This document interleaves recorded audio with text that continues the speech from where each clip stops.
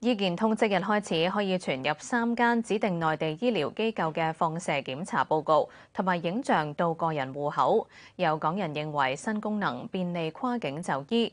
由駐大灣區記者梁潔瑩報道。陳生陳太呢一日嚟到深圳呢間醫院領取心臟電腦斷層掃描檢查報告，同以往領取紙本文件唔同，喺手機就可以睇到報告。報告呢，我即刻喺手機就掃到出嚟咯。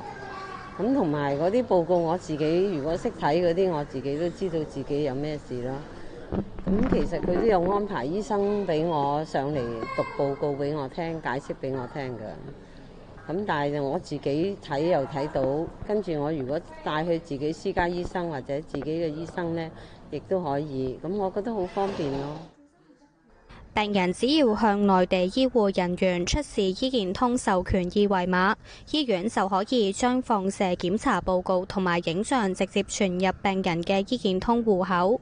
不過資料並唔係即時，需要大約3個工作日上傳。院方話香港病人佔整體大約30%，認為新功能有助便利深港醫療聯通。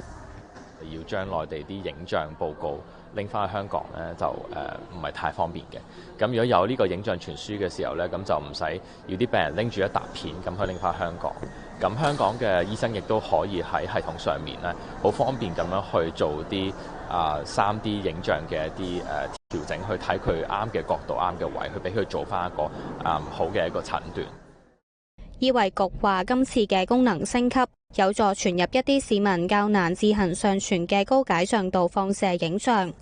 診斷個方法咧，都係要靠我哋要調個灰諧度啦、光暗度啦，去睇究竟個病人嘅情況有冇話啲好懷疑嘅情況。咁如果單純從個片嚟睇咧，就好難做到呢樣嘢。咁所以而家個病人而家可以授權醫生喺佢個電腦入邊可以睇到呢啲數據，而可以調到呢啲嘅參數嘅時間呢，就會更加俾醫生更加清楚見到個實質個情況。